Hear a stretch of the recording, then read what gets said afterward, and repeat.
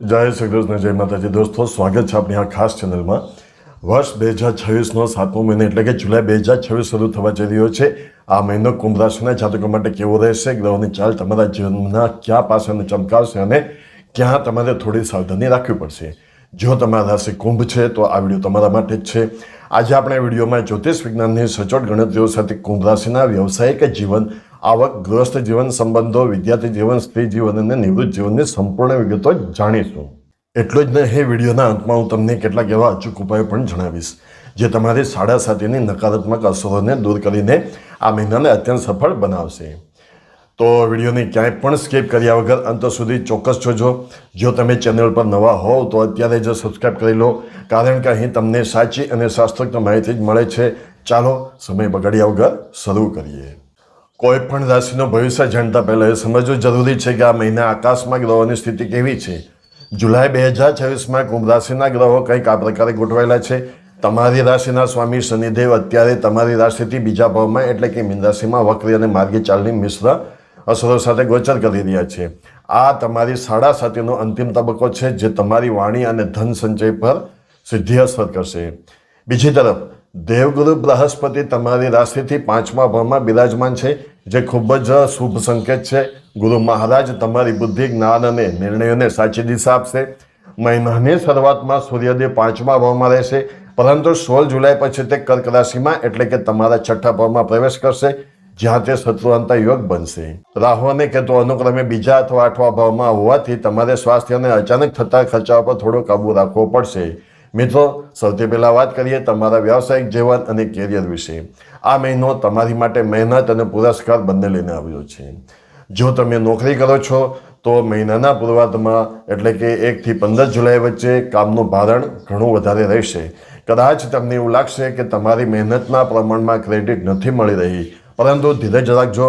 16 જુલાઈ પછી જ્યારે સૂર્યદેવ 6ઠા ભાવમાં આવશે ત્યારે ઓફિસનું વાતાવરણ બદલાયેલું લાગશે. તમારા વિરોધીઓ શાંત પડી જશે અને બોસ તમારા કામની જાહેરમાં પ્રશંસા કરશે. જે લોકો લાંબા સમયથી પ્રમોશન કે બદલીની રાહ જોઈ રહ્યા હતા તેમને મહિનાના ઉત્તરાર્ધમાં સારા સમાચાર મળી શકે છે. હવે મિત્રો, વાત કરીએ વ્યાપારીઓની. જે લોકો પોતાનો વેપાર કે બિઝનેસ ચલાવે છે તેમના માટે ગુરુ મહારાજ નવી તકોનું નિર્માણ કરી રહ્યા છે. બજારમાં તમારી પ્રતિષ્ઠા વધશે અને કોઈ નવી મોટી ડીલ ફાઇનલ થઈ શકે છે. પરંતુ યાદ રાખજો, રાહુ બીજા ભાવમાં હોવાથી કોઈ પણ નવી ભાગીદારી એટલે કે પાર્ટનરશિપ કરતાં પહેલાં કાગળિયા બરાબર ચકાસી લેવા. શંકાસ્પદ વ્યવહારોથી દૂર રહેવું. નાણાકીય દ્રષ્ટિએ આ મહિનો સારો કહી શકાય, પરંતુ પૈસાની આવકની સાથે સાથે જાવક પણ એટલી જ રહેશે. શનિ અને રાહુની યુતિ બીજા ભાવમાં હોવાને કારણે બચત કરવામાં થોડી મુશ્કેલી નડશે. પ્રોપર્ટી, વાહન અથવા ઘરના સમારકામ પાછળ મોટો ખર્ચ થઈ શકે છે. મારી સલાહ છે કે મહિનાની શરૂઆતમાં જ એક બજેટ બનાવી લો, જેથી નાણાકીય કટોકટી ન સર્જાય. પરિવાર અને સંબંધો વિના જીવન અધૂરું છે. તો ચાલો જાણીએ કુંભ રાશિના ગૃહસ્થ જીવન અને સંબંધો વિશે. આ મહિને કૌટુંબિક મોરચે તમારે તમારી વાણી પર ખૂબ જ મોટો સંયમ રાખવો પડશે. બીજા ભાવમાં બેઠેલા ગ્રહો ક્યારેક તમારા અવાજમાં ઉગ્રતા લાવી શકે છે. તમે સાચા હશો તો પણ તમારી બોલવાની શૈલીના કારણે પરિવારના સભ્યો નારાજ થઈ શકે છે. ખાસ કરીને ભાઈ બહેનો સાથે જમીન કે મિલકત બાબતે કોઈ દલીલબાજી ન કરવી. પરંતુ એક સારી વાત એ છે કે તમારા જીવનસાથી સાથેનો તાલમેલ અદ્ભુત રહેશે. 5મા ભાવમાં રહેલા ગુરુની દ્રષ્ટિના કારણે પતિ પત્ની વચ્ચે પ્રેમ અને પરસ્પર વિશ્વાસ વધશે. જો ભૂતકાળમાં કોઈ ગેરસમજ થઈ હશે તો તે આ મહિને દૂર થઈ જશે. તમારા જીવનસાથી તમારી આર્થિક અને માનસિક સ્થિતિમાં મજબૂત સપોર્ટ સિસ્ટમ બનીને ઊભા રહેશે. મહિનાના અંતમાં પરિવાર સાથે કોઈ ધાર્મિક સ્થળની મુલાકાત લેવાના યોગ છે. જે મિત્રો સિંગલ છે અને કોઈના પ્રેમમાં છે તેમના માટે આ મહિનો રોમેન્ટિક રહેશે. 15 જુલાઈ પહેલાંનો સમય તમારા દિલની વાત કહેવા માટે ઉત્તમ છે. તમારા પ્રેમ સંબંધોને પરિવારની મંજૂરી મળી શકે છે અને વાત લગ્ન સુધી પહોંચી શકે છે. હવે મિત્રો, વાત કરીએ આપણા યુવા દોસ્તોની એટલે કે વિદ્યાર્થી જીવનની. કુંભ રાશિના વિદ્યાર્થીઓ માટે જુલાઈ 2026નો મહિનો વરદાન સમાન સાબિત થઈ શકે છે. બસ શરત એટલી કે તમારે આળસ છોડવી પડશે. 5મ ભાવના ગુરુ તમારી બુદ્ધિને તીક્ષ્ણ બનાવશે, જેનાથી અઘરા વિષયો પણ તમે સરળતાથી સમજી શકશો. તમારી એકાગ્રતા અને યાદશક્તિમાં સારો સુધારો જોવા મળશે. જે વિદ્યાર્થીઓ સ્પર્ધાત્મક પરીક્ષાઓ એટલે કે ગવર્મેન્ટ કે કોમ્પિટેટિવ એક્ઝામની તૈયારી કરી રહ્યા છે તેમને 16 જુલાઈ પછી મોટી સફળતા મળી શકે છે. જો કે રાહુની દ્રષ્ટિ તમારા મનને ભટકાવી શકે છે. સોશિયલ મીડિયા, ગેમિંગ અથવા ખોટી મિત્રતામાં તમારો કિંમતી સમય બગાડતા નહીં. જેઓ ઉચ્ચ શિક્ષણ માટે વિદેશ જવા ઈચ્છે છે તેમના વિઝા કે એડમિશનની પ્રક્રિયામાં આવી રહેલા અવરોધો આ મહિનાના અંત સુધીમાં દૂર થઈ જશે. હવે મિત્રો આગળ વધીએ અને વાત કરીએ કુંભ રાશિની સ્ત્રીઓના જીવન વિશે. આ મહિનો મહિલાઓ માટે જવાબદારીઓને સન્માન બંને લાવશે. જે મહિલાઓ નોકરી કે બિઝનેસ કરે છે યાની કે વર્કિંગ વુમન છે તેમના માટે આ મહિનો ખૂબ જ વ્યસ્ત રહેશે. તમારે ઓફિસ પ્રોજેક્ટ્સ અને ઘરની જવાબદારીઓ વચ્ચે સંતુલન જાળવવા માટે ઘણી દોડધામ કરવી પડશે. જો કે તમારી નિર્ણય શક્તિ અને મેનેજમેન્ટ સ્કિલ્સના કારણે સમાજ અને કાર્યસ્થળ પર તમારું માન સન્માન વધશે.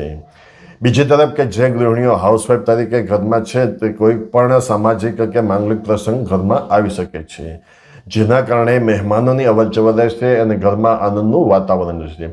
પરંતુ આ બધી વ્યસ્તતા વચ્ચે તમારે તમારા સ્વાસ્થ્યની ઉપેક્ષા નથી કરવાની. કેતુની સ્થિતિના કારણે કુંભ રાશિની સ્ત્રીઓને પીઠનો દુખાવો, હોર્મોનલ અસંતુલન અથવા આંખોમાં બળતરા જેવી નાની મોટી સમસ્યાઓ નડી શકે છે. તેથી પૂરતી ઊંઘ લો અને હેલ્ધી ડાયટ ફોલો કરો. હવે જાણીએ આપણા વડીલો એટલે કે કુંભ રાશિના નિવૃત્ત યાની કે રિટાયર્ડ લોકોનું જીવન આ મહિને કેવું રહેશે. નિવૃત્ત વડીલો માટે જુલાઈ મહિનો માનસિક શાંતિ અને આધ્યાત્મિક ઉન્નતિ કરાવનારો રહેશે. તમારો મોટા ભાગનો સમય ધાર્મિક પ્રવૃત્તિઓ, સત્સંગ અને પૌત્ર સાથે આનંદ કરવામાં પસાર થશે. સામાજિક કાર્યોમાં સક્રિય રહેવાથી તમને એક નવો સંતોષ મળશે. શનિની 7.5નો પ્રભાવ હોવાથી વડીલોએ સ્વાસ્થ્ય બાબતે બિલકુલ બેદરકાર રહેવું નહીં. ઘૂંટણ કે સાંધાનો દુખાવો, વાયુ એટલે કે ગેસની સમસ્યા અથવા બ્લડ પ્રેશરમાં ઉતાર ચઢાવ આવી શકે છે. સવાર સાંજ હળવી વોકિંગ કરવાની ટેવ રાખો અને નિયમિત ચેકઅપ કરાવતા રહો. આર્થિક બાબતોમાં કોઈ ચિંતા નથી. પેન્શન કે જૂના રોકાણ માટે નિયમિત આવક ચાલુ રહેશે. સંતાનો તરફથી તમને પૂરો આદર અને પ્રેમ મળશે. અને હા મિત્રો, જો તમે કોઈ પણ પ્રકારના વ્રત તહેવારોની સંપૂર્ણ માહિતી અને વાર્તા સાંભળવા ઈચ્છતા હોય તો આપણી આ ચેનલ પરથી સમયસર તે તમને મળી રહેશે. તો તેના માટે ચેનલને સબસ્ક્રાઈબ કરો અને બેલ આઇકનને અવશ્ય દબાવો કે જેને કારણે આવનારી દરેક નવી વિડીયો સૌપ્રથમ તમારી પાસે સમયસર પહોંચી જાય. મિત્રો, આપની રાશિનું રાશિફળ દર મહિનાની 29 તારીખે બપોરે 2 વાગે આપણી ચેનલ લાઈવ એનિક્લાઇવ પર મળી જશે, જે જોવાનું ચૂકશો નહીં. મિત્રો, આ બધી પરિસ્થિતિઓને વધુ અનુકૂળ બનાવવા અને નકારાત્મક ગ્રહોની અસર ઘટાડવા માટે કુંભ રાશિના જાતકોએ જુલાઈ મહિનામાં આ 4 સરળ અને અચૂક ઉપાયો અવશ્ય કરવા જોઈએ. જેમાં સૌપ્રથમ ઉપાય છે શનિદેવની આરાધના.